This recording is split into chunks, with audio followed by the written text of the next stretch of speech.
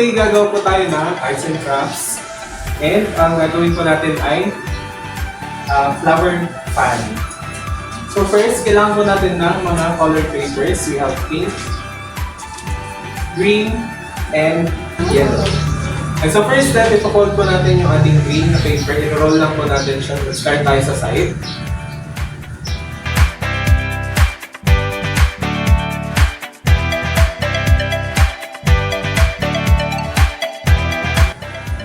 Saka natin lagyan ng blue sa dulo.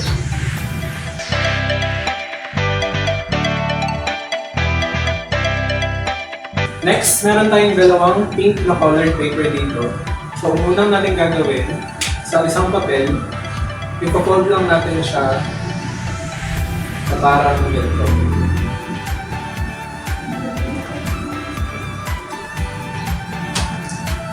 So, after nyo ma-fold, i-fold siya pabaliktad.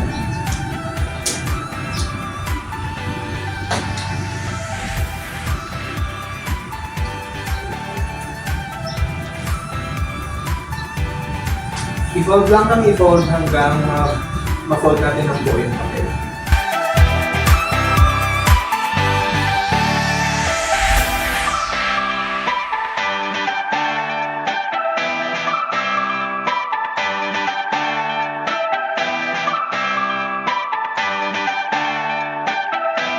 Ikutin natin sa dalawa.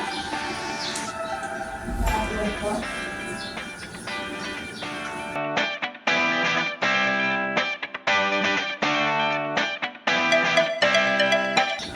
Pag na-fold nyo na sa dalawa, make sure na magpatulong sa mga ate at kuya at i-staple natin yung gitna.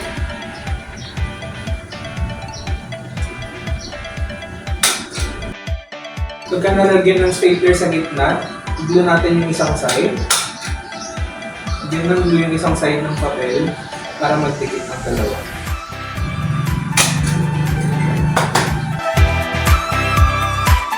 After folding, para magkaroon ng petals yung papel, so magkakaroon na kayo ng ganitong itsura.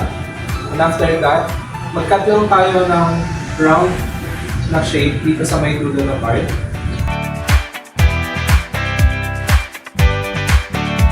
Tsaka natin pagdidikitin yung dalawa.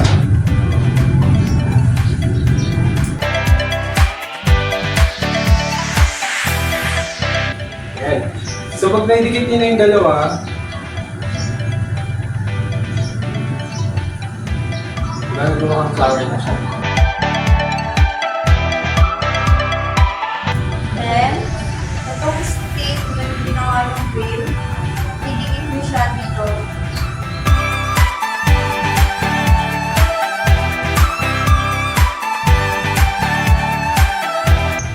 So gamit tayo ng dalawa pang green na stick, didikit din natin sa magkabilang side.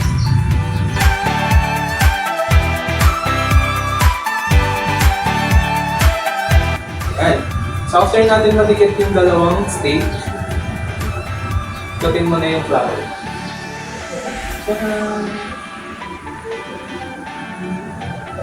Pero hindi ba tayo tapos kasi maglalagay pa tayo ng dahon at ng center.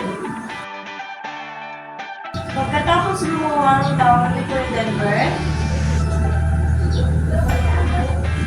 shape tayo, mapupunting tayo ng kabilo, then ilalagay siya sa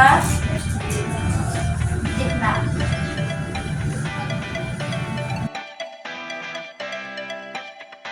Yung dahon, para mabilis, i-fold nyo sa apat yung papel. So yan, crosswise muna, tapos fold it again in half. After nyo ma-fold, i-fold nyo siya diagonally. So pag na-fold nyo, ganito dapat ang itsura.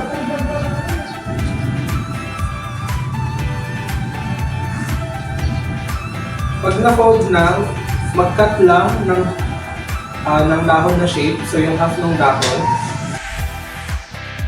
So yan. So dito na side. And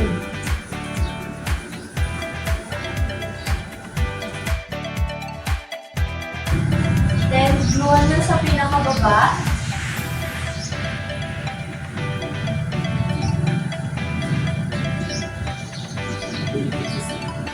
at idikit sa stick.